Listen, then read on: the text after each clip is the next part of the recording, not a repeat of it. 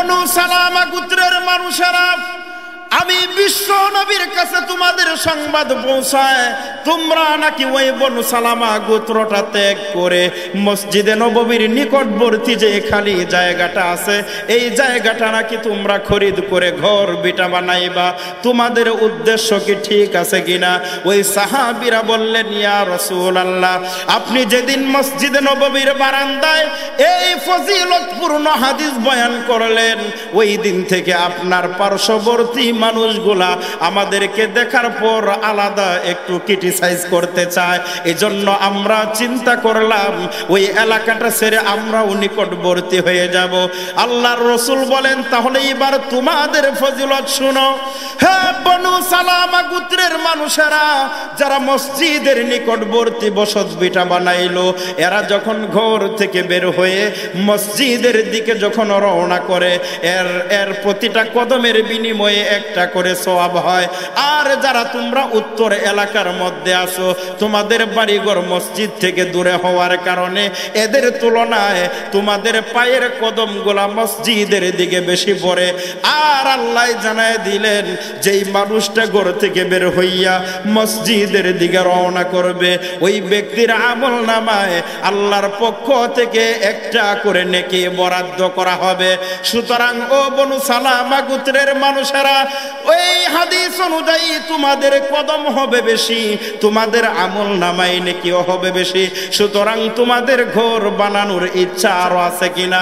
ওই সাহাবীরা বললেন, ইয়া রাসূলুল্লাহ, এই হাদিস যদি আপনি ওই দিন শোনায় দিতেন তাহলে তো আমরা এরকম পরামর্শের সিদ্ধান্তে আর উপনীত হতে যাইতাম না। সুতরাং আজকের পর থেকে আমাদের এই পরামর্শ বাতিল করে দিলাম। প্রয়োজনে আরো বাড়ি আরো দূরে হোক, এরপরেও আমাদের মনের ভিতরে কোনো দুঃখ নাই। তার কারণ হলো আমাদের কদম হবে বেশি, আল্লাহর পক্ষ থেকে আমাদের আমল নামায় নেকিও তুলে দেওয়া হবে বেশি। আল্লাহর নবী, বিশ্ব নবী মুহাম্মাদুর রাসূলুল্লাহ সাল্লাল্লাহু আলাইহি ওয়াসাল্লাম বলেন, আল্লাহর ফেরেশতা ইসরাফিল আলাইহিস সালাম যখন ওনার সিংহার ভিতরে ফুৎকার দিয়া দিবেন, ওই মুহূর্তের ভিতরে সারা পৃথিবীটা ধুনাইকৃত তুলার মতো উপর নিচ হয়ে যাবে, অর্থাৎ ধুনাইকৃত তুলার মতো তারা উড়তে থাকবে। মুহাদ্দিসিনে কেরাম বলেন, হ্যাঁ পৃথিবীর মানুষেরা, ধুনাইকৃত তুলা বলতে তোমরা কোনটা বুঝো? তাকাইয়া দেখবা লেপ তুষকের দোকানদারেরা লেপ তুষকের ভিতর থেকে পুরাতন তুলাগুলা বের করে, গিটারের মতো লম্বা একটা যন্ত্র আছে, এটার ভিতরে সুতা লাগানো, আরেক হাতের ভিতর সলা একটা লাঠি নিয়ে ওই তুলাগুলার ভিতরে পিটায়। আর পিটানোর কারণে ওই তুলাগুলা নিষ্পেষিত রেজা রেজা হইয়া ওই তুলাগুলা আকাশের দিকে সূর্যের ছোট্ট কিরণের মতো উড়তে থাকে। আল্লাহর রাসূল বলেন, ও পৃথিবীর মানুষেরা, আল্লাহর ফেরেশতা ইসরাফিল আলাইহিস সালাম যখন সিংহায় ফুৎকার মেরে দিবেন, তখন ওই মুহূর্তের ভিতরে এই জমিনটা উপরের দিকে উঠতে থাকবে, আসমানটা নিচের দিকে খসে খসে পড়তে থাকবে। আসমানের নিচের তলদেশ থেকে তারকা নক্ষত্রগুলা শুকনা গাছের পাতার মতো ঝরে ঝরে এরকম পড়তে থাকবে, ধুনাইকৃত তোলার মতো উড়তে থাকবে। ওই মুহূর্তের ভিতরে তাজহাবুল আরদুনা কুল্লুহা ইয়াউমাল কিয়ামাতি ইল্লাল মাসাজিদ, এই পৃথিবীর জমিনের সমস্ত মসজিদগুলা তাদের অস্তিত্ব নিয়ে নিজের অবস্থান তারা গ্রহণ করবে, কিন্তু প্রকম্পিত অবস্থায় তাজহাবুল আরদুনা কুল্লুহা ইয়াউমাল কিয়ামাতি ইল্লাল মাসাজিদ ফাইন্নাহা ইয়ানজাম্মু বা'দুহা ইলা বা'দ। একটা মসজিদ প্রকম্পিত হওয়ার কারণে, তার ভিতরে ভয় লাগার কারণে পাশের এলাকার আরেকটা মসজিদের সঙ্গে চলে যাবে। দুই এলাকার মসজিদ একত্রিত হওয়ার পরে দিয়া এই রকম ভাবে সারা পৃথিবীর মসজিদগুলা ওই দাওয়া খাওয়া ছেলেটার মতো আত্মরক্ষার জন্য সকলেই মিলে পরামর্শ করবে, এই মুহূর্তের ভিতরে আমরা কার কাছে গিয়া আশ্রয় গ্রহণ করতে পারি। তার কারণ হলো আল্লাহর ইসরাফিলের সিংহারের ফুৎকারের বিকটতার কারণে এই পৃথিবী যেই রকম উলট পালট করতে শুরু করলো, আমাদের মনে হয় আর কোথাও যাওয়ার জায়গা নাই। এক একটা মসজিদের বক্তব্য হবে এই মুহূর্তের ভিতরে চলো আমরা সকলেই চলে যাব আমাদের হেড অফিস যেটা, সেটা হলো খানায়ে কাবা মক্কাতুল মুকাররমা। ওই মসজিদের হেড অফিসের ভিতরে আমরা গিয়া অবস্থান গ্রহণ করি। এলাকার সর্বস্তরের মসজিদগুলা ওই মুহূর্তের ভিতরে খানায়ে কাবার সামনে গিয়া হাজির হয়ে যাবে এবং খানায়ে কাবাকে ডাক দিয়া বলবে, ও খানায়ে কাবা আমাদের বস, এই পৃথিবীতে আমরা কোনোদিন আসতাম না, আমরা এসেছিলাম এই পৃথিবীতে আপনার খাতিরে, সুতরাং আপনি আমাদের বিপদের মুহূর্তের ভিতরে আমাদেরকে প্রাণে বাঁচানোর একটা ব্যবস্থা করে দেন।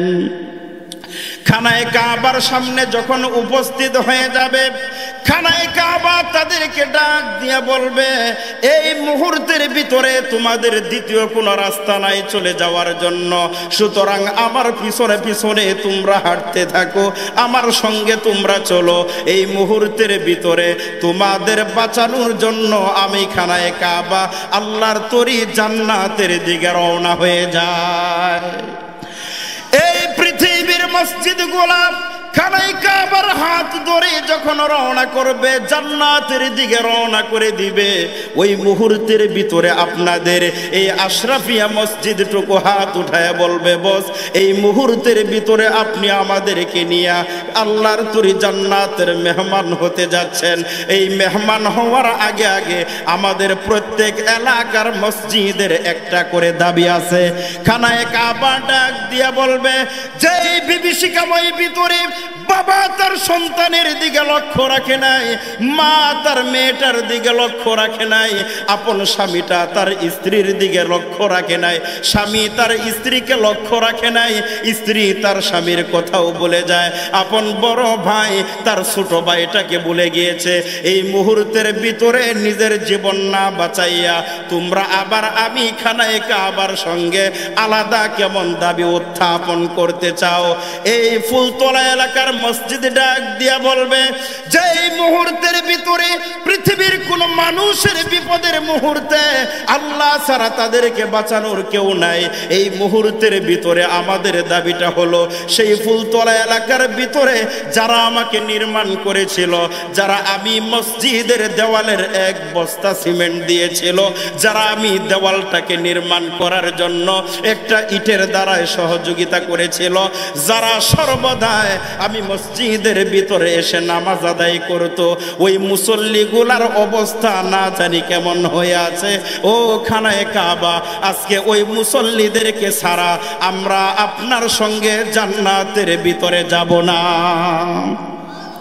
পূর্বাভাস বুঝতে পারতেছেন? কিছু বোঝা যায়? কিছু আল্লাহর খানায়ে কাবা ডাক দিয়া বলবে, তাহলে এখন তোমাদের মনের কথাটা কি বলো, ভালো করে খুলে বলো। ওই মুহূর্তের ভিতরে পারমিশন পাওয়ার সঙ্গে সঙ্গে এই আপনাদের মসজিদে ডেকে ডেকে বলবে, ওই ফুলতলা এলাকার যেই মুসল্লিরা আমি মসজিদের ভিতরে আসতো, বড় আজমত মুহাব্বতের সঙ্গে ভিতরে ঢুকতো, আল্লাহুম্মা আফতাহলি আবওয়াবা রহমাতিক বলে বলে ঢুকতো, মসজিদের ভিতরে কোনো ময়লা আবর্জনা থাকলে ওই ময়লাটা নিজের হাতে উঠাইয়া বাহিরে নিয়ে নিক্ষেপ করে দিত। হে খানায়ে কাবা, এই মুহূর্তের ভিতরে ওই মুসল্লিদের অবস্থানটা জানার কোনো প্রয়োজন নাই, তবে আপনার কাছে দাবি হলো আল্লাহর সদর দফতরের ভিতরে আমাদের পক্ষ থেকে আবেদন জানান, ওই মুসল্লিদের সহ যেন আল্লাহ আমাদেরকে জান্নাতের অনুমতি দান করে দেন।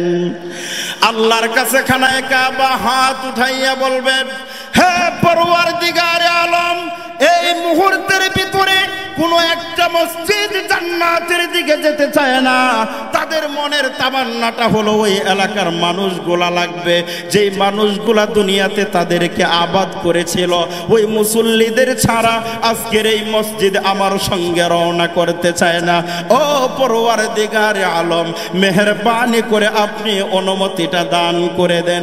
আল্লাহ ঘোষণা করবেন, ও খানায়ে কাবা, আজকে তোমার সন্তানদেরকে ঘোষণা করে দাও, ওই এলাকার প্রত্যেক মসজিদের মুসল্লিদেরকে আপন মসজিদ মসজিদের সঙ্গে ঢুকে ঢুকে আমি আল্লাহর জান্নাতের ভিতরে ঢোকার আমি আল্লাহ পাইকারি অনুমতি তাদেরকে দান করে দিলাম। এই মসজিদের সঙ্গে মুহাব্বত রাখার দরকার আছে না নাই? জোরে বলেন, দরকার আছে না নাই? মসজিদের ইমামগণের সঙ্গে মুয়াজ্জিন সাহেবের সঙ্গে একটা কালেকশন জোড়ানোর দরকার আছে না নাই? কিন্তু বাংলাদেশ নয়, শুধু আরো বিভিন্ন দেশের ভিতরেও, বাংলাদেশের ভিতরেও মসজিদের ইমামগণকে বিভিন্ন সময় বিভিন্ন নাস্তিকেরা একটু গালিগালাজ দিয়া তাদের গুনার পাল্লাটা ভারী করে আর মসজিদের ইমাম সাহেবের মর্তবাটা বুলন্দ করতে চায় তাদের গালি দ্বারা। ও মুসলমান, টাঙ্গাইলবাসীর মুসলমানেরা, আপনাদের মতো তাওহীদি জনতা যাদের মাথায় আল্লাহর নবীর টুপি আছে, যাদের মুখের ভিতরে আল্লাহর নবীর সুন্নতের দাড়ি আছে, যাদের গায়ের ভিতরে আল্লাহর নবীর লিবাস পোশাকটা আছে, এই ধরনের মুসলমান সন্তানেরা যতদিন পর্যন্ত জীবিত থাকবে ততদিন পর্যন্ত যদি এই শাহজালালের পাঠভূমির ভিতরে কোনো নাস্তিক আর মুরতাদ যদি কোনো ইমাম বা মুয়াজ্জিনের বিরুদ্ধে তার জবানটা খুলতে চায়, এই তাওহীদ জনতার আল্লাহু আকবারের ধ্বনি দ্বারা সেই নাস্তিক আর মুরতাদ গুলাকে উচিত জবাব আপনাদের দেওয়ার দরকার আছে না নাই? মসজিদের ইমামদেরকে গালি দেয় এই ধরনের আধা পাগল বাংলাদেশের ভিতরে আছে না নাই? আপনারা ইতিপূর্বে শুনছেন, মনে হয় জেনে থাকবেন, শুনে থাকলে বলেন তো এটার নাম কি? কেউ জানেন না মনে হয়? আল্লাহু আকবার। কোন দেশে বসত করেন আপনারা? অথচ মসজিদের সঙ্গে কালেকশন রাখলে কি হয় এটার একটা দৃষ্টান্ত প্রথমে দিলাম। আর এই মসজিদের সঙ্গে যারা ইমামতি করে ওই ইমাম সাহেবানদের সঙ্গে সম্পর্ক রাখার দরকার আছে না নাই? বাংলাদেশের একটা প্রসিদ্ধ নিয়ম আছে, সেটা হলো ইমাম সাহেবের দোষ খোঁজার জন্য মানুষ মসজিদে বেশি যায়।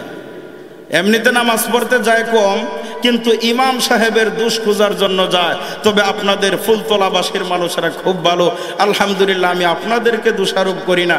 এমন কিছু মহল্লা আছে যেখানে ইমাম সাহেব যদি সাপ্তাহিক ছুটি কাটানোর জন্য জুমার নামাজ পড়ানোর পর একটু বাসার দিকে রওনা করেন, ইমাম সাহেবের উদ্দেশ্য হলো একটু জোরে জোরে হেঁটে আমি গাড়ি ধরে আমি যেন তাড়াতাড়ি বাসায় একটু যেতে পারি, আগামীকালকে তো আবার আসতে হবে। কিন্তু এমন কিছু মুসল্লি চায়ের দোকানে বসে বসে খেয়াল করে ইমাম সাহেব কেমন করে যাচ্ছে। যখন দেখে ইমাম সাহেব একটু জোরে হাঁটতেছে, তখন একজন আরেকজনের সঙ্গে পরামর্শ করে, ভাই দেখো দেখো ওই যে ইমাম সাহেব যাচ্ছে আমাদের, কত জোরে হাঁটতেছে, মনে হয় সামনে কোনো বাড়িতে দাওয়াত পড়ছে, এরকম বলে। এই সংবাদ যখন ইমাম সাহেবের কাছে পৌঁছায়, পরের সপ্তাহে ইমাম সাহেব ছুটি কাটানোর জন্য যখন যায়, তখন ইমাম সাহেব ওই কথাটা মাথায় রেখে আস্তে আস্তে হাঁটেন। এই দুই মক্কেল আবার বসা থাকে দোকানে, বৈশা খেয়াল করে ইমাম সাহেব কেমনে যায়। যখন দেখে ইমাম সাহেব আস্তে আস্তে যায়, তখন এই দুই মক্কেল একটা আরেকটাকে জিজ্ঞাসা করে, দেখ ইমাম সাহেব আজকে যে হাঁটতেছে একেবারে গতি ধীরস্থির ভাবে করে দিল, মনে হয় দাওয়াত একটা খাইছে, পেট বেশি ভরে গেছে, যে কারণে হাঁটতে পারতেছে না। আসেনি এমন বাঙালি বাংলাদেশে? আপনাদের দেশে নাই, আমি আগেই বলছি, কিন্তু আমাদের এদিকে আছে এরকম। অথচ ইমাম সাহেবের কাছে যাওয়াটা উচিত ছিল, গিয়া বলা যে হুজুর আপনার কি 10 মিনিট সময় হবে আমাকে দেওয়ার জন্য? কেন, আপনি কিসের জন্য 10 মিনিট সময় চান?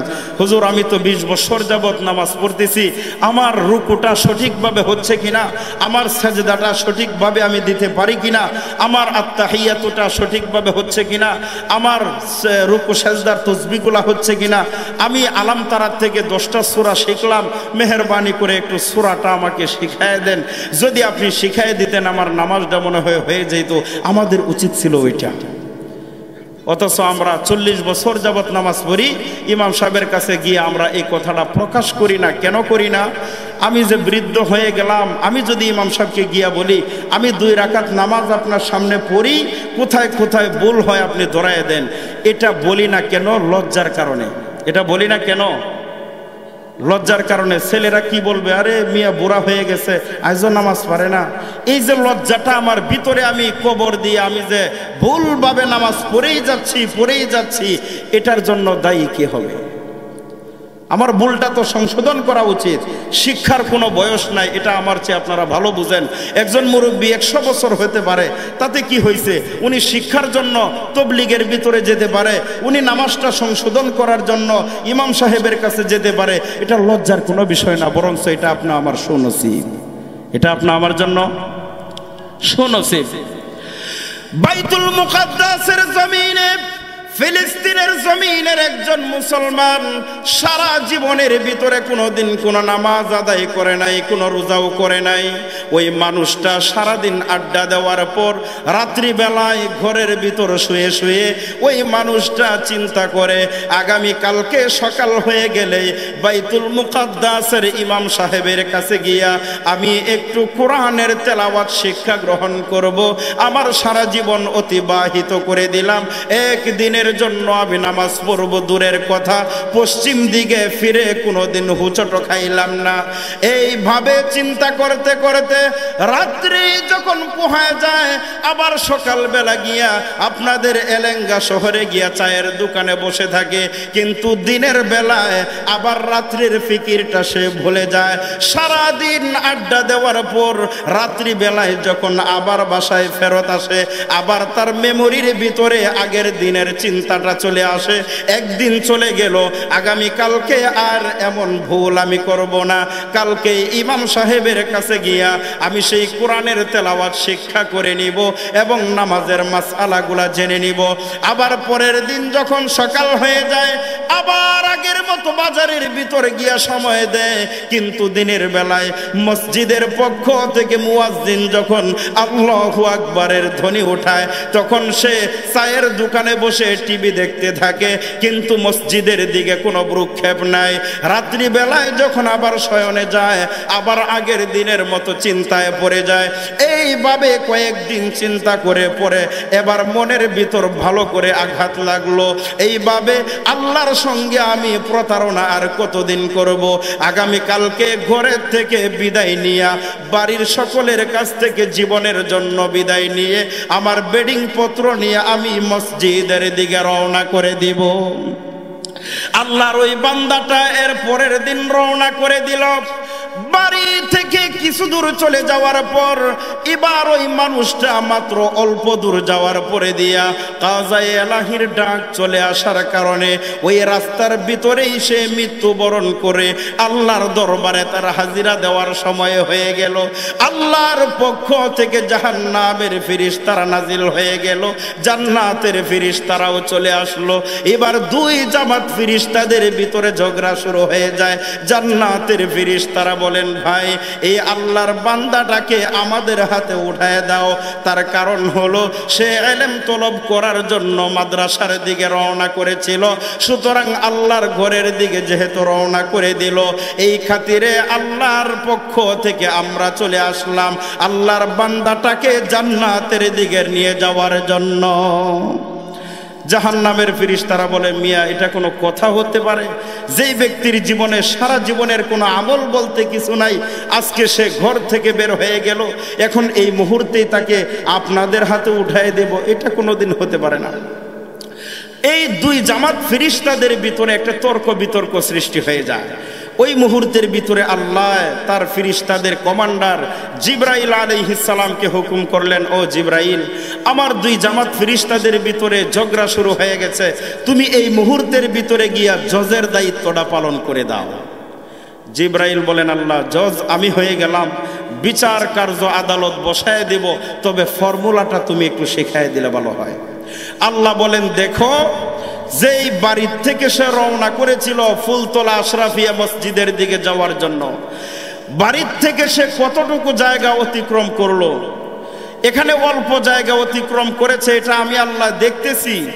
তবে সে যে ঘর থেকে রওনা করলো, মিশকাত শরীফ প্রথম খণ্ডের ভিতরে একটা হাদিস আছে, আল্লাহর রাসূল বলেন, মান সালাকা তরিকান ইয়ালতামিসু ফীহি ইলমা সাহহারাল্লাহু লাহু বিহি তরিকান ইলাল জান্নাহ। যেই ব্যক্তি ইলমে দ্বীন তলব করার জন্য রাস্তায় অতিক্রম করে, ওই ব্যক্তির জন্য আল্লাহ জান্নাতের রাস্তা সহজ করে দেন। তো আল্লাহর রসুলের এই হাদিস যদি সত্য হয়, তাহলে এই ব্যক্তি ঘর থেকে তো বের হয়েছিল কোরআনের শিক্ষা গ্রহণ করার জন্য, আর যেখানে মৃত্যুবরণ করলো এখান থেকে বাইতুল মুকাদ্দাস বহু দূরে। সুতরাং এটা আমি আল্লাহ বুঝতেছি, তবে আমি আল্লাহর ইচ্ছা হলো আমার বান্দাটাকে চিরদিনের জন্য আজকে মাফ করে দেওয়া। বাকিরা সুবহানাল্লাহ কালকে বলবে মনে হয়। তো জিবরাইল বলেন, আল্লাহ এখন কি করা? আল্লাহ বলেন, যতটুকু অল্প জায়গা সে হাঁটছে এই জায়গাটুকু নিচের দিক থেকে প্রশস্ত করে দাও, চ্যাপ্টা করে দাও। যেখানে মৃত্যুবরণ করলো এখান থেকে মসজিদ অনেক দূরে, ওই জায়গাটুকু বরফের মতো এরকম জমাট বাঁধাইয়া দাও। জিবরাইল বলে, আল্লাহ করলাম। এরপরে কি দায়িত্ব?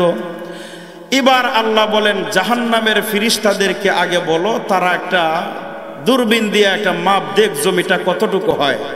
জাহান্নামের ফিরিস্তারা মাইপা দেখলো বাড়ির থেকে মোটামুটি হাঁটতে হাঁটতে সে মসজিদের নিকটবর্তী হয়ে গেল। আর যেখানে মৃত্যুবরণ করলো এখান থেকে সে মসজিদটা একেবারেই কাছে, তার মানে হাঁটতে হাঁটতে সে গন্তব্যের কাছাকাছি পর্যন্ত সে পৌঁছে গিয়েছিল। জান্নাতের ফিরিস্তারা বলল, তাহলে তোমাদের ভাগে পড়বে না। কেন পড়বে না? সে তো হাঁটতে হাঁটতে মোটামুটি একেবারে কাছেই চলে গিয়েছিল, এই কারণে তোমাদের ভাগে পড়বে না। জিবরাইল জান্নাতের ফিরিস্তাদেরকে বলেন, এবার তোমরা মাপ দেও দেখি। জান্নাতের ফিরিস্তারা মাপ দিয়ে কয়, বস উনি তো মোটামুটি রাস্তা অতিক্রম করে শেষই করে দিয়েছিল, এখন আমাদের কি করা? জিবরাইল কয়, আরে মিয়া কি করা এটা তো পরের সিদ্ধান্ত, এই ব্যক্তিকে আল্লাহ মাফ করে দিবেন এটা হলো আল্লাহর উদ্দেশ্য।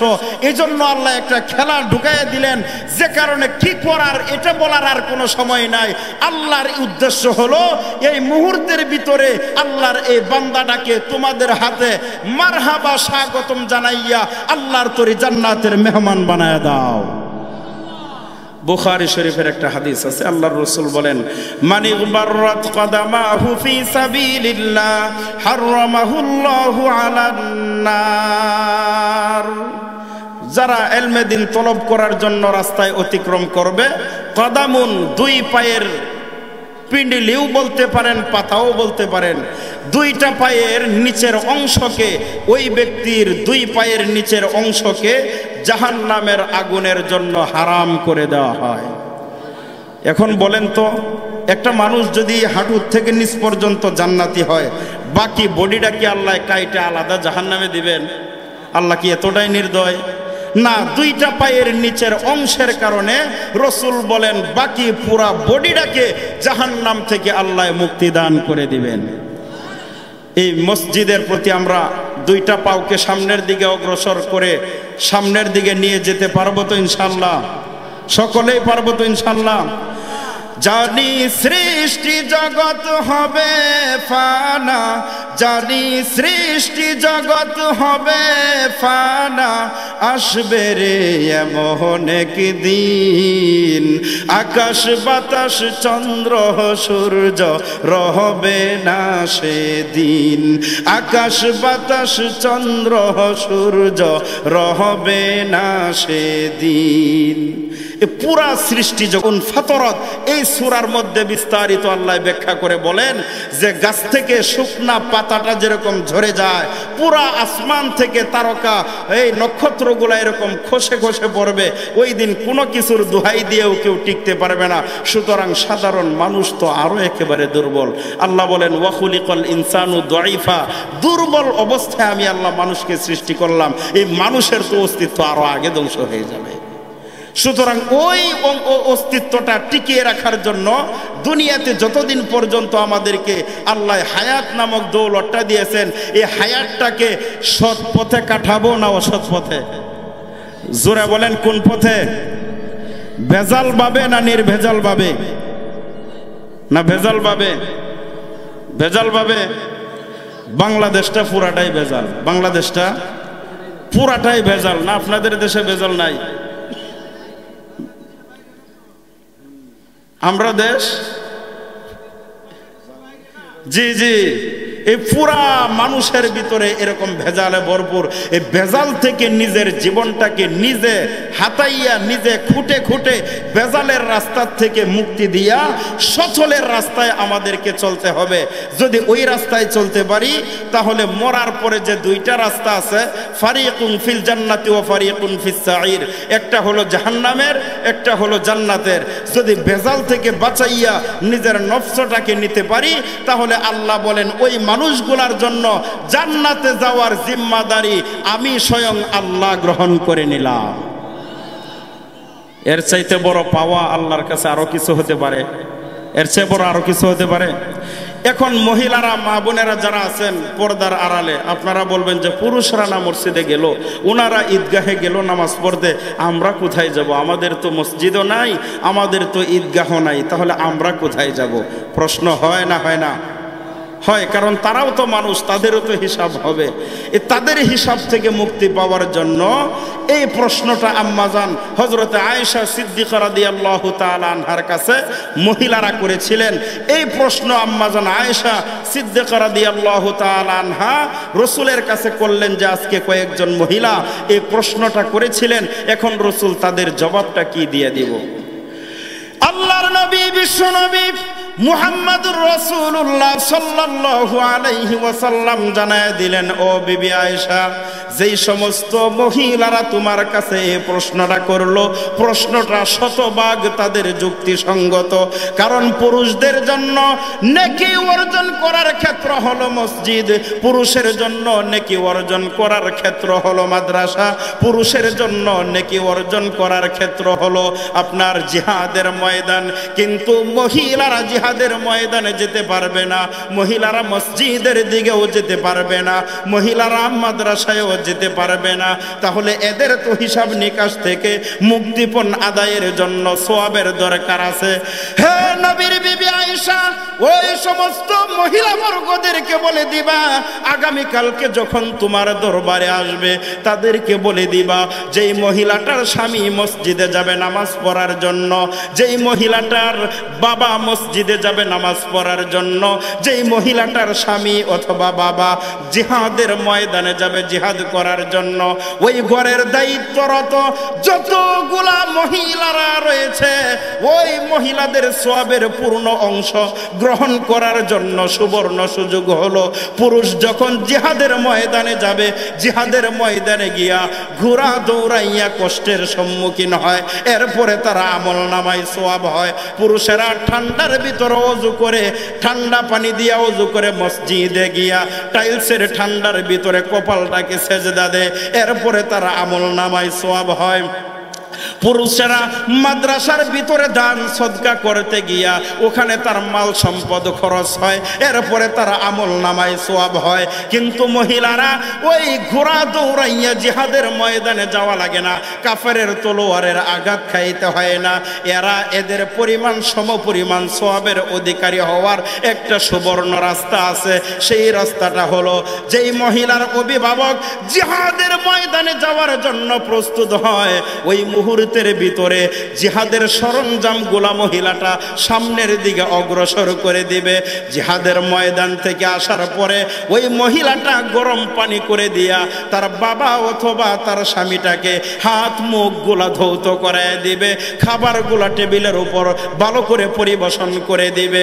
যেই মহিলার বাবা অথবা স্বামী মসজিদের ভিতর যাবে নামাজ আদায় করার জন্য, বুড়া মানুষ কষ্ট হয় ঠান্ডা পানি দিয়া ওযু করার জন্য, ওই মহিলাটা ওই পুরুষটার জন্য এক জগ গরম পানির ব্যবস্থা করে দিবে।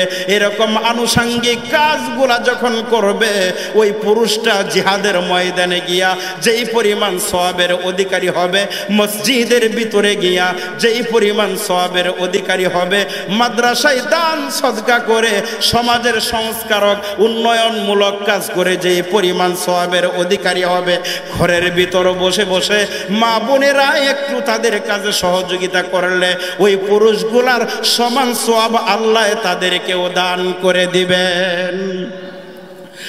আল্লাহর নবীর জামানায় একজন মহিলা রাত্রিবেলায় ঘরের ভিতর শুয়ে শুয়ে যখন ঘুমের বিভোর হয়ে আছে, ওই মুহূর্তের ভিতরে ওই মহিলাটা ঘরের পিছনের দিক থেকে একটা আওয়াজ শুনতে পাইলেন।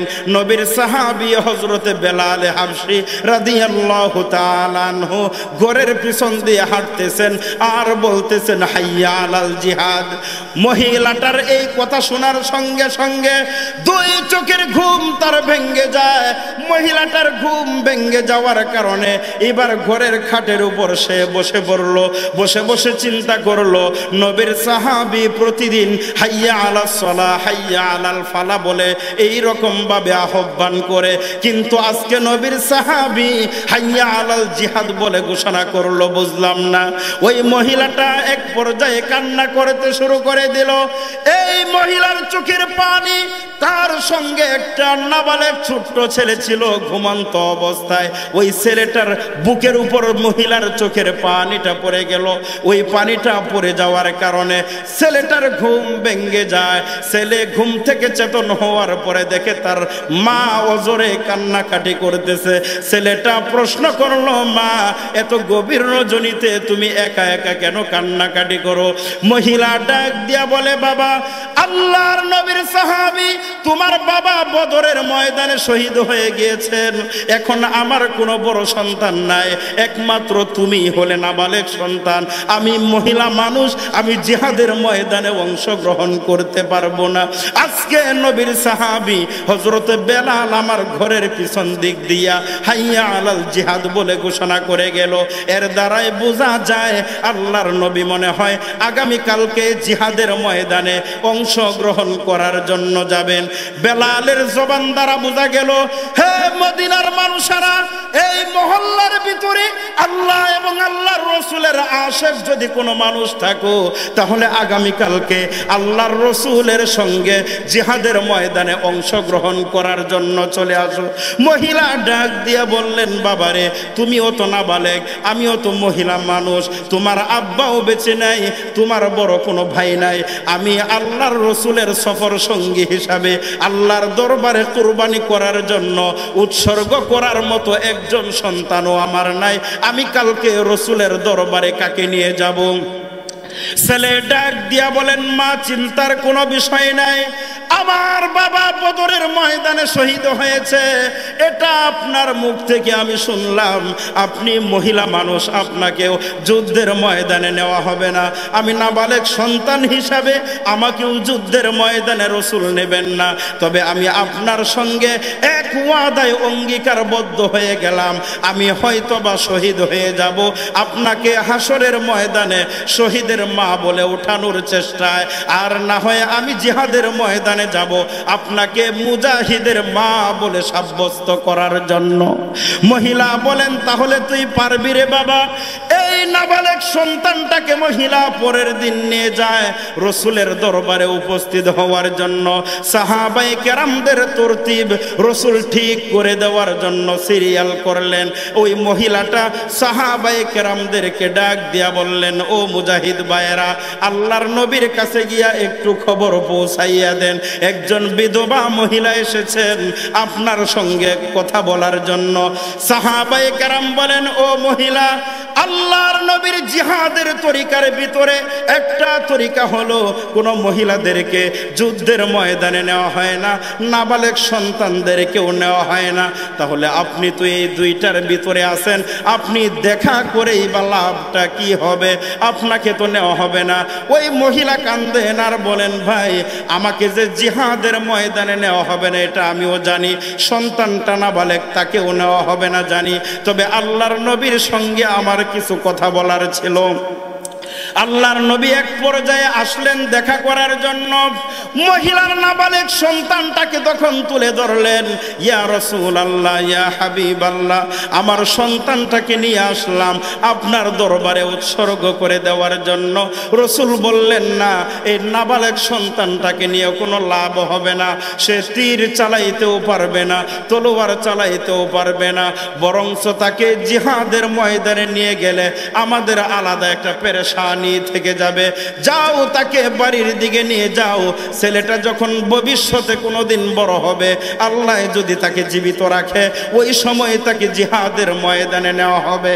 এতটুকু বলে যখন মহিলাটাকে ফেরত দিয়ে দেওয়া হয়, এই মুহূর্তের ভিতরে নাবালেগ সন্তানটা ডাক দিয়া বলে, ইয়া রাসূলুল্লাহ, মেহেরবানি করে একটু সময় আমাকে দিবেন কিনা? এতক্ষণ পর্যন্ত আপনি তো আমার মায়ের সঙ্গে কথা বললেন, আমার 1 মিনিট কথা আপনি শুনবেন কিনা? এই মুহূর্তে এতটুকু বলার পরে দিয়া মহিলা ছেলের দিকে অবাক করা নজরে তাকায়া বলে, বাবারে, আল্লাহর নবীর সঙ্গে না জানি তুই কোন কথা বলবি, রসুলের সঙ্গে যেন কোনো বেয়াদবি না হয়। ছেলে ডাক দিয়া বলে, না গো মা, আল্লাহর নবীর শান মান মর্যাদা আমিও জানি, রসুলের সঙ্গে বেয়াদবি হোক এরকম কোনো কথা আমার জবান থেকে বের হবে না। রসুল বললেন, ঠিক আছে, তোমার কথা বলো। ওই ছেলেটা রসুলকে ডাক দিয়া বলে, ইয়া রাসূলুল্লাহ, আমরা বাড়ির ভিতরে তাকায় দেখলাম আমাদের মা বোনেরা যখন রান্নার কাজে চুলার ভিতরে যখন আগুন ধরাইতে যায়, তখন সর্বপ্রথম চুলার ভিতরে আগুন ধরানোর জন্য বড় মোটা ধরনের কোনো লাকড়ি দেয় না, সর্বপ্রথম আগুন ধরানোর জন্য আঙ্গুলের মতো ছোট ছোট কতগুলা লাকড়ি দিয়া দেয় আগুন ধরার জন্য। কথাটা বুঝে আসতেছে? মহিলারা বাড়িতে যখন পাকায় তখন চুলার ভিতরে সর্বপ্রথম গাছের বড় একটা ডাল দিয়ে দেয় না, সর্বপ্রথম ছোট্ট ছোট্ট কিছু লাকড়ি দেয়, এগুলাতে আগুন ধরার জন্য। ছেলেটা রসুলকে বলে, ইয়া রাসূলুল্লাহ, যুদ্ধের ময়দানের সময় আমার হয় নাই, আমার মা বড় আশা করে নিয়ে আসছেন, আমার মায়ের আশাটা যেন বৃথা না যায়, মেহেরবানি করে আপনি আমাকে জিহাদের ময়দানে নেন। আপনার সাহাবী হযরত খালিদ বিন ওয়ালিদ রাদিয়াল্লাহু তাআলা আনহু, আবু উবাইদা ইবনুল জাররাহ, এই ধরনের বড় বড় সাহাবায়ে কেরামদেরকে যুদ্ধের ময়দানে পরে দিবেন, কিন্তু জিহাদের ময়দানে আমি ছোট্ট মাসুম বাচ্চাটাকে কাফেরদের সঙ্গে আগুন ধরানোর জন্য হলেও আমাকে আপনি যুদ্ধের ময়দানে নিয়ে যান। ছেলেটার ভিতরে কতটুকু স্পিরিট দেখেন। রসুল ছেলেটার দিকে তাকায় রইলেন, ছেলের বয়স কত আর কথা বলল কি, কথাটার ওজন কত হতে পারে। ঠিক এই মুহূর্তের ভিতরে আল্লাহ ফিরিস্তা জিব্রাইলকে পাঠাইয়া রসুলের কানে কানে পাঠায় দিয়া খবর পৌঁছায় দিলেন। জিব্রাইল বলেন, ইয়া রাসূলুল্লাহ, আপনি যে মহিলাকে ফেরত দিতেছেন, যে ছেলেটাকে নাবালেগ হিসাবে ফেরত দিতে চাইছেন, এই ছেলে এবং মায়ের আবেগ আপ্লুত দেখে আপনার জিহাদের তালিকায় তাদের নাম যদিও উঠান নাই, কিন্তু এই ছেলের নাম আপনার তালিকার আগে আল্লাহর রহমতের তালিকায় ওঠানো হয়েছে। তাহলে বোঝা গেল ইসলামের ভিতরে শুধু পুরুষরাই নেকি অর্জন করবে এটাই নয়, মহিলাদেরও নেকি অর্জন করার সুযোগ, জোরে বলেন, আছে না নাই? আছে। তাহলে এই মা বোনেরা সেই সুযোগটাও ব্যবহার করতে পারেন। ইসলামের জিন্দার ক্ষেত্রে সর্বপ্রথম মাল দান করেছিলেন পুরুষ না মহিলা? মহিলা। হযরতে খাদিজাতুল কুবরা রাদিয়াল্লাহু তাআলা আনহা। এই রকম মহিলাদের মতো যদি আদর্শে আদর্শবান হতে পারে আমাদের যুগের মা বোনেরা, তাহলে ওই খাদিজাতুল কুবরার যুগে যে আল্লাহ ছিলেন, এখনের মা বোনদের যুগেও সে আল্লাহ আছেন। খাদিজাতুল কুবরার চেয়ে সম্মান বর্তমানের মা বোনদেরকে আল্লাহ কম দিবেন না। বর্তমানের মা বোনদেরকে আল্লাহ কম দিবেন না। মাটা যদি ভালো হয় তার সন্তানটা কেমন হবে, ভালো না খারাপ? জোরে বলেন, ভালো না খারাপ? আল্লাহর নবীর সাহাবী হযরত সুমাইয়া রাদিয়াল্লাহু তাআলা আনহাকে আবু জাহেলের দলের লোকদেরকে দাঁড়ায়, আবু জাহেল যখন এরকম একটা স্টেজের মতো উঁচা করে বানাইয়া হযরতে সুমাইয়াকে একটা খুঁটির সঙ্গে পিলারের সঙ্গে বেঁধে রাখলো, আর আস্তে আস্তে করে তার শরীর থেকে কাপড়গুলা ছিনাইয়া নেওয়া হলো। আর এক খুঁটির মধ্যে হযরতে সুমাইয়ার ছেলে, তাকেও যখন খুঁটির সঙ্গে বেঁধে রাখা হয়, মা এবং ছেলের কাপড়গুলা যখন বিবস্ত্র করে দেওয়া হয়, তখন হযরতে সুমাইয়া রাদিয়াল্লাহু তাআলা আনহা ছেলের দিকে মিটি মিটি করে তাকাইয়া বলে, বাবারে, আবু জাহেলের পক্ষ থেকে যতই নির্যাতন করা হোক না কেন, তোমার জবান থেকে তুমি কোনো সময় আল্লাহকে অস্বীকার করার মতো কোনো বাক্য তোমার মুখ দিয়ে তুমি উচ্চারণ করিও না। ছেলে ডাক দিয়া বলে, এমন কঠিন পরিস্থিতির ভিতরে একই সঙ্গে পাশাপাশি অবস্থায় মায়ের লজ্জাস্থান ছেলে দেখে, ছেলের লজ্জাস্থান মায়ে দেখে, আবু জাহেলের দলের লোকেরা যখন ছেলেকে কানে কানে গিয়া বলে, দেখ তোর মা এবং ছেলেকে একসঙ্গে বিবস্ত্র করে রাখলাম একমাত্র কালিমাটা অস্বীকার করার জন্য। এই মন্ত্রগুলা যখন কানে কানে পড়ায়, হযরতে সুমাইয়া নিচের দিকে মাথা ঝুঁকাইয়া কান্দেন আর ডেকে ডেকে বলেন, বাবারে আমি সুমাইয়ার পেট থেকে এমন সন্তান আমি জন্ম দেই নাই যেই সন্তান মায়ের ইজ্জতের খাতিরে আল্লাহর ইজ্জতকে ভুলে যাবে, এটা আমি কোনোদিন তোমার দ্বারায় আশা করতে পারি না। ছেলে অপর পার্শ্বের খুঁটির থেকে ডাক দিয়া বলে, হে নবীর সাহাবী মা, আমি সুমাইয়ার ছেলের ভিতরে যেই পরিমাণ ঈমান আনয়ন করলাম, আমার এখান থেকে যদি কয়েক টুকরাও করে দেওয়া হয়, আমার মাকেও যদি কয়েক টুকরা করে দেওয়া হয়, এক খুঁটির মধ্যেও যদি বেঁধে রাখা হয়, এরপরেও আপনি আপনার চিন্তার থেকে মুক্ত হয়ে যান, আমার জবান থেকে আমি কালিমার অস্বীকার কোনোদিন করব না। হযরতে সুমাইয়া রাদিয়াল্লাহু তাআলা আনহা একজন মহিলা ছিলেন। ওই মহিলাটার কাপড় চোপড়গুলা খুলে নেওয়ার পরে দিয়া আবু জাহেল দেখলো যে না, তার মুখ থেকে এখনো পর্যন্ত এক আল্লাহর স্বীকারোক্তি পাওয়া যায়। এরপরে তাকে ওখান থেকে বিভ্রান্তিতে ফেলার জন্য তার লজ্জাস্থানের ভিতরে বর্ষা দিয়ে আঘাত করা হয়। আঘাত করার পরে দিয়াও দেখে পবিত্র দুইটা ঠোঁট দিয়ে কান্না আসে না, মিটি মিটি করে হাসতেছে।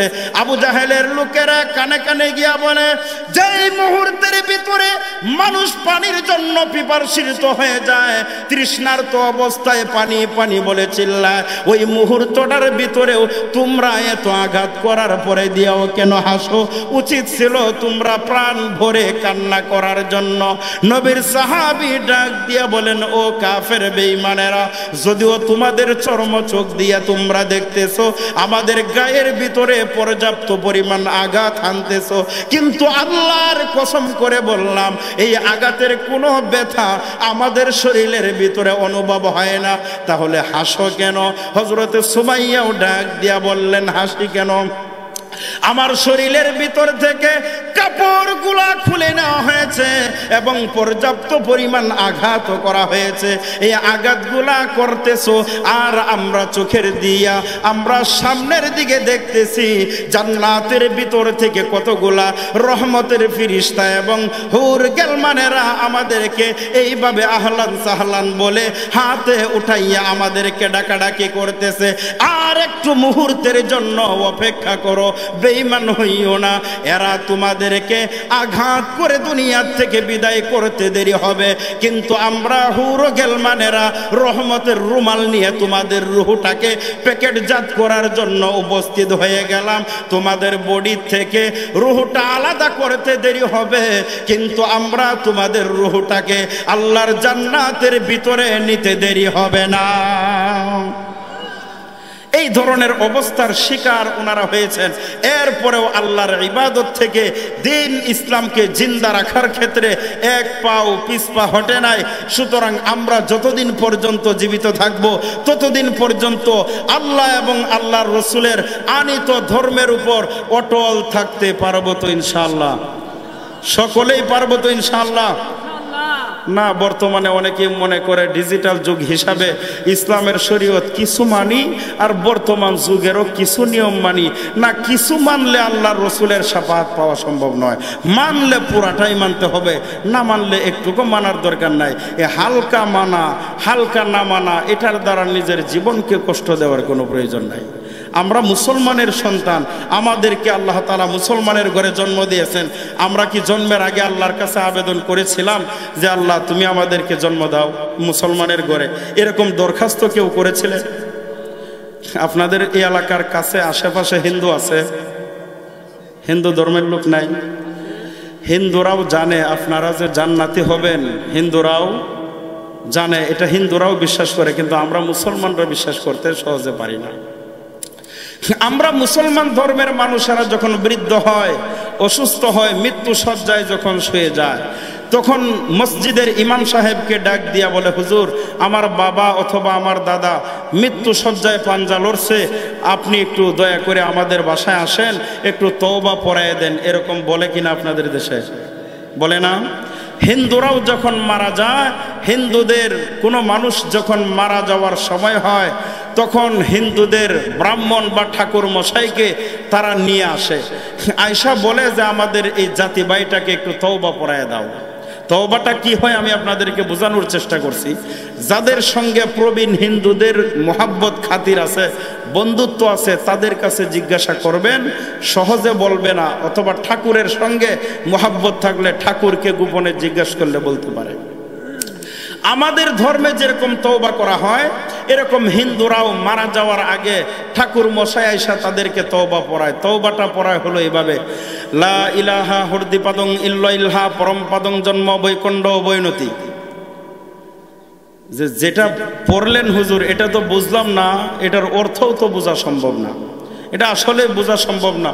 এটা হলো হিন্দুদের একটা বই আছে কল্কি পুরাণ, এই কল্কি পুরাণ বইয়ের 22 নম্বর পৃষ্ঠাতে এই মন্ত্রটা আছে। এরা এসব তওবা পড়ায়, লা ইলাহা হরদিপাদং ইল্লাইল্লাহ পরমপাদং জন্ম বৈকুণ্ঠ বৈনতি।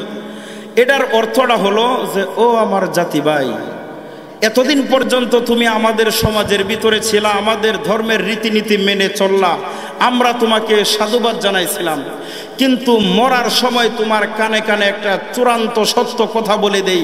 সেই কথাটা হলো, আল্লাহর আদালত থেকে যদি বাঁচতে চাও, তাহলে মুসলমানেরা যেই ধর্মের কালিমাটা গ্রহণ করে, সেই কালিমাটা মরার আগে বিশ্বাস করে পড়ে যাও, এবং আল্লাহর আদালত থেকে যদি বাঁচতে চাও, মুহাম্মদ সাল্লাল্লাহু আলাইহি ওয়াসাল্লামের উম্মতেরা যেই নবীকে মুহাম্মদ নবীকে মানে, ওই নবীকে বিশ্বাস করে মেনে যাও, তাছাড়া আল্লাহর আদালত থেকে মুক্তি পাওয়ার কোনো রাস্তা নাই। কথাটা মনে হয় অবিশ্বাস লাগতেছে। হিন্দুরা তাহলে এই কথা জানে, তাহলে হিন্দুরা মানে না কেন? এখন প্রশ্ন হয়, তাহলে যেই ব্যক্তি মারা যাবে ওই মুহূর্তে তাকে এসে এই মন্ত্র পড়ায় কেন? ঠাকুর মশাই যদি এই কথাটা কোনো যুবক হিন্দুকে শিখাইয়া দেয়, তাহলে আর দেশের ভিতরে কোনো হিন্দু থাকবে না, আস্তে আস্তে করে সব মুসলমান হয়ে যাবে। এই জন্য যৌবনকালে তাদেরকে এই মন্ত্র সত্য কথাটা বলা হয় না, এটা বলা হয় এমন এক সময়, মুহূর্তটা হলো যেখানে হিন্দু ব্যক্তির বেলাও শেষ, আরেকটা কি বলে, খেলাও শেষ, বেলাও শেষ, খেলাও শেষ। এমন মুহূর্তে তার কানে কানে গিয়ে মন্ত্রটা শোনায় যে এটাকে যদি মাদ্রাজও নেওয়া হয় তাহলে আর বালা করা সম্ভব না। এই জন্য এটার কানে কানে এটা বললে আর কেউ শুনলও না, একমাত্র সে শুনলো, শুনলেও সে তো আর এটা মাইনা যাওয়ার সুযোগ নাই। এই কারণে ওই সময় তার কাছে গিয়ে এই কথাটা বলা হয়। হিন্দুরা আরেকটা কথা বলে, মুসলমানেরা, এক হিন্দু মানুষ ঠাকুরকে এসে প্রশ্ন করছে, ঠাকুর মশাই সমস্ত জান্নাতের অধিবাসী তো হিন্দুরাই হবে, তুমি মুসলমানরা কি কোনোদিন জান্নাতে যাবে? এরকম কোনো সময় সুযোগ আছে কিনা? আপনাদের জানা মতো জান্নাত কি হিন্দুদের জন্য না মুসলমানদের জন্য? মুসলমানদের জন্য। ঠাকুর মশাই বললেন, দেখো মুসলমানরা জান্নাতে যাবে এরকম কোনো কথাবার্তা আমাদের ধর্মের নিয়ম নীতিতে নাই, তবে মুসলমানরা জান্নাতে যাবে এরকম একটা সুযোগ বাহির করা যায় কিনা আমি আমার কিতাবাদিগুলা, পাঠ্য তালিকা পুস্তকগুলা পড়ে 1 সপ্তাহ পরে তোমাকে জবাব দেওয়া হবে। 1 সপ্তাহ পরে আমরা যেরকম হুজুরদের কাছে ফতোয়া চাওয়ার জন্য যাই, ফতোয়াটা 2 দিন বা 4 দিন পরে আমরা দিই, জনগণ নিয়ে যায়, এরকম ফতোয়া তালাশ করার জন্য গেল। ঠাকুর মশাই কিতাবাদি পাঠ করে একটা সুযোগ মুসলমানদের জান্নাতে যাওয়ার বের করে দিল। 1 সপ্তাহ পরে লোকটা আয়সা বলে, ঠাকুর মশাই মুসলমানদের জান্নাতে যাওয়ার ব্যাপারে যে প্রশ্ন করেছিলাম এটা কি আপনি পেয়েছেন? তখন ঠাকুর মশাই বলে, হ্যাঁ পেয়েছি। মুসলমানরা আসলে জান্নাতে যাবে না, তবে একটা রাস্তা আছে জান্নাতে যাওয়ার, সেটা কোনটা? হিন্দুরা যে রামকে পূজা করে, মুসলমানেরা কিছু কিছু সময় আমাদের রামকেও স্বীকৃতি দেয়। আমাদের রামকে যেহেতু স্বীকৃতি দেয়, এজন্য মুসলমানেরা রামকে স্বীকৃতি দেওয়ার কারণে জান্নাতে যাওয়ার একটা অপশন আছে। আপনারা কি জানেন রামকে আমরা স্বীকৃতি দেই? রাম রামায়ণ গীতাবেদ এইগুলাকে আমরা স্বীকৃতি দেই।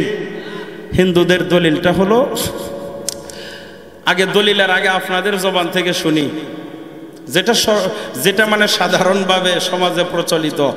সুদ হারাম না হালাল? হালাল। ঘুষ হালাল না হারাম? শুয়োর খাওয়া হালাল না হারাম? এই যে আমরা বললাম হারাম, ঠাকুরে তার জাতিভাইকে বুঝাইতেছে মুসলমানেরা আমাদের রামকে এই জায়গায় আইসা স্বীকৃতি দেয় হারাম, মানে রাম হাবাচক সত্য। যেহেতু মুসলমানেরা রামকে সাময়িক স্বীকৃতি দেয়, এই একটা অপশনের কারণে মুসলমানেরা জান্নাত পাওয়ার আশা আছে। আমরা কি হারাম রামকে স্বীকৃতি দেওয়ার জন্য হা বলছি, না হারামের ক্ষেত্রে হা বলছি? চিন্তা করছেন কোথায়? তাদের মন্ত্রটা হলো রাম নামে যত পাপ জোরে, সাধ্য কি আর আছে জীব তত পাপ করে। দেখছেন কারবার? রাম নামে যত পাপ জোরে, সাধ্য কি আর আছে জীব তত পাপ করে। তার অর্থটা হলো, অর্থ না বলে দিলে আবার পেটের ভিতরে খালি হ্যান্ডেল ঘুরাইব। সেটা হলো হিন্দুদের একটা দাবি হলো রামকে যারা স্বীকৃতি দিবে, রামকে স্বীকৃতি দেওয়ার কারণে রাম তাদের জীবনের অগ্রিম গুনাহ খাতাগুলো আল্লাহর দরবার থেকে মাফ করে আনে। কথাটা বুঝে আসে না মনে হয়? যেরকম খ্রিস্টানেরা সালামকে শুলিতে চড়াইয়া আমরা যে হত্যা করলাম, ঈসা আলাইহিস সালামের শুলিতে চড়িয়ে মরণ বরণটা খ্রিস্ট ধর্মের সমস্ত মানুষের অগ্রিম জীবনের গুনার কাফফারা হয়ে গেছে। অথচ খ্রিস্টানরা ঈসা নবীকে শুলিতে চড়াইব কই থেকে? ঈসা আলাইহিস সালামকে আল্লাহ ছাদের উপর ফাটাইয়া ছাদ ছিদ্র করে আল্লাহ আসমানের উপরে উঠায় নিয়ে গেছে। আর তারা বলে যে আমরা ঈসা নবীকে শুলিতে চড়াইলাম। শুলিতে কিভাবে চড়াইলো? এই হিন্দুরা বলে যে রাম নামে যত পাপ জোরে, রামের নামে অগ্রিম গুনার কাফফারা যতগুলা হয়, সাধ্য কি আর আছে জীব তত পাপ করে। মানুষের সাধ্য নাই, অগ্রিম যেই পরিমাণ গুনার কাফফারা হয় এই পরিমাণ বাকি জীবনে গুনাহ করার মতো কোনো ক্ষমতা নাই। তার মানে অগ্রিম তারা জান্নাতি। তার মানে কি? যেহেতু রামে অগ্রিম গুনাহ মাফ করাই দিল, তাহলে জীবনে আর এই পরিমাণ গুনাহ যেহেতু আমরা করতে পারবো না, এই গুনাহ না করতে পারলে তো আমরা অটো পাস জান্নাতে হয়ে গেলাম। কথাটা বুঝে আসে না মনে হয়? ওই অটো পাস জান্নাতির থেকে নিজের জীবনটা, যেই জীবনটা আল্লাহ তাআলা দুনিয়াতে এখন দিয়েছেন, এই জীবনটাকে নবীর তরিকার ছাঁচে ঢালাই করার দরকার আছে না নাই? জোরে বলেন, দরকার আছে না নাই? আপনাদের মনে হয় কষ্ট হয়ে যেতেছে অনেক, না? 12টার উপরে বাজে গেছে, এখন আপনাদেরকে ছেড়ে দেওয়াটাই উচিত। আপনাদেরকে আর কষ্ট দেব না। আমি যে আয়াতটা তেলাওয়াত করেছিলাম আর যে হাদিসটা পড়েছিলাম মসজিদ সংক্রান্ত ব্যাপার, আপনারা এখানে যারা মাঠে উপস্থিত আছেন সকলের বাসা বাড়িটা কি মসজিদের কাছে না দূরে?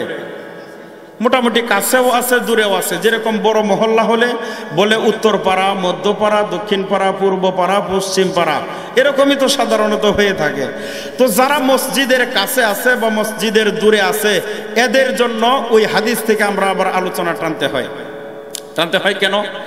আল্লাহর রসুল মসজিদে নববীতে বসে একদিন যারা মসজিদের নিকটবর্তী বাড়িঘর আছে এদের একটা ফজিলত বয়ান করেন। বললেন, ও সাহাবীরা, যারা মসজিদের নিকটবর্তী আছো, বাড়িঘর আছে, এদের মর্তবাটা হলো যারা মসজিদ থেকে দূরে ওদের চাইতে বেশি। কথার কথা, উত্তর পাড়ার মাথায় যাদের বাড়ি আছে ওদের চাইতে বেশি মর্যাদা আল্লাহর কাছে বেশি কাদের? মধ্যপাড়ায় যাদের ঘর আছে, মানে তারা মসজিদের একদম কাছে। এ কথাটা শোনার পরে দিয়া মধ্যপাড়ার লোকেরা উত্তর পাড়ার লোকদেরকে দেখলে কলার দইরা হাঁটে। বুঝেন নাই কথাটা? মানে তাদের মর্তবাটা রসুল যে বেশি বয়ান করলেন, এই কারণে তাদের একটা অহংকার গৌরব তাদের ভিতরে আসছে। আর উত্তর পাড়ার মহল্লার লোকদের ওই মহল্লার লোকদেরকে দেখা একটু বেড়াগিরি ভাব লয় আর কি, যে আমরার মর্তবা বেশি তোদের চাইতে। উত্তর পাড়ার লোকরা এটা দেখা খুব মনে কষ্ট পেয়ে গেল। মনে কষ্ট পাওয়ার পরে দিয়া তারা একটা সকলেই মিলে একটা পরামর্শ মিটিং জমায়ে দিল যে আমরা রাস্তা দিয়ে হাঁটলে আমাদেরকে দেখলে ওই মসজিদের নিকটবর্তী এলাকার লোকেরা একটু মাতাব্বরি দেখাইতে চায়, তাহলে আমরা একটা কাজ করি, মসজিদে নববীর কাছে একটা খালি জায়গা আছে, আমরা সকলেই চাঁদা উঠাইয়া এই খালি জায়গাটা আমরা কিনে আমরাও এটার নিকটে আমরা বাড়ি বিড়া বানায় নিই। তাইলে পরের দিন থেকে আর আমাদেরকে দেখলে তারা এরকম ভাব নিতে পারবে না। তাদের এই পরামর্শের সংবাদটা রসুলের কর্ণগোচর হয়ে গেল। রসুল ডাক দিলেন, হে বনু সালামা গোত্রের মানুষেরা, আমি বিশ্ব নবীর কাছে তোমাদের সংবাদ পৌঁছায় তোমরা নাকি ওই বনু সালামা গোত্রটা ত্যাগ করে মসজিদে নববীর নিকটবর্তী যে খালি জায়গাটা আছে এই জায়গাটা নাকি তোমরা খরিদ করে ঘর বিটা বানাইবা। তোমাদের উদ্দেশ্য কি ঠিক আছে কিনা? ওই সাহাবীরা বললেন, ইয়া রাসূলুল্লাহ, আপনি যেদিন মসজিদে নববীর বারান্দায় এই ফজিলতপূর্ণ হাদিস বয়ান করলেন, ওই দিন থেকে আপনার পার্শ্ববর্তী মানুষগুলা আমাদেরকে দেখার পর আলাদা একটু ক্রিটিসাইজ করতে চায়। এজন্য আমরা চিন্তা করলাম ওই এলাকাটা ছেড়ে আমরাও নিকটবর্তী হয়ে যাব। আল্লাহর রাসূল বলেন, তাহলে এবার তোমাদের ফজিলত শুনো। হে বনু সালামা গোত্রের মানুষেরা, যারা মসজিদের নিকটবর্তী বসত ভিটা বানাইলো, এরা যখন ঘর থেকে বের হয়ে মসজিদের দিকে যখন রওনা করে এর প্রতিটা কদমের বিনিময়ে একটা করে সওয়াব হয়। আর যারা তোমরা উত্তর এলাকার মধ্যে আসো, তোমাদের বাড়িঘর মসজিদ থেকে দূরে হওয়ার কারণে এদের তুলনায় তোমাদের পায়ের কদমগুলা মসজিদের দিকে বেশি পড়ে। আর আল্লাহ জানায় দিলেন, যেই মানুষটা ঘর থেকে বের হইয়া মসজিদের দিকে রওনা করবে ওই ব্যক্তির আমল নামায় আল্লাহর পক্ষ থেকে একটা করে নেকি বরাদ্দ করা হবে। সুতরাং ও বনু সালামা গোত্রের মানুষেরা, ওই হাদিস অনুযায়ী তোমাদের কদম হবে বেশি, তোমাদের আমল নামায় নেকিও হবে বেশি। সুতরাং তোমাদের ঘর বানানোর ইচ্ছা আরো আছে কিনা? ওই সাহাবীরা বললেন, ইয়া রাসূলুল্লাহ, এই হাদিস যদি আপনি ওই দিন শুনায়া দিতেন তাহলে তো আমরা এরকম পরামর্শের সিদ্ধান্তে আর উপনীত হতে যাইতাম না। সুতরাং আজকের পর থেকে আমাদের এই পরামর্শ বাতিল করে দিলাম। প্রয়োজনে আরো বাড়ি আরো দূরে হোক, এরপরেও আমাদের মনের ভিতরে কোনো দুঃখ নাই। তার কারণ হলো আমাদের কদম হবে বেশি, আল্লাহর পক্ষ থেকে আমাদের আমল নামায় নেকিও তুলে দেওয়া হবে বেশি। সুতরাং সারমর্ম কি পাইলাম আজকের আলোচনায়? যদি ভবিষ্যতে আরো কোনো দিন আপনাদের এখানে আসা হয় তাহলে ইনশাআল্লাহ আপনাদেরকে নিয়ে একটা ধারাবাহিকতার সঙ্গে বলতে এই হাদিস থেকে এবং এই আয়াত থেকে মসজিদ সংক্রান্ত ফজিলত থেকে এরপরে আমরা আলোচনায় যাব। নামাজ ভঙ্গের কারণ হলো 19টার মধ্যে একটা হলো সর্বপ্রথম কোনটা? নামাজে, এই যে মুরব্বী বলছেন আলহামদুলিল্লাহ, নামাজে অশুদ্ধ পড়া। নামাজে শুদ্ধ পড়ার জন্যই আবার আমরা ঘুরাই দিব ইমাম সাহেবের কাছে যাওয়ার জন্য। সকলেই পারবো তো ইনশাআল্লাহ? তাহলে আজকের জন্য আমরা আলোচনা এখানেই মুলতবি ঘোষণা করি ইনশাআল্লাহ, নাকি?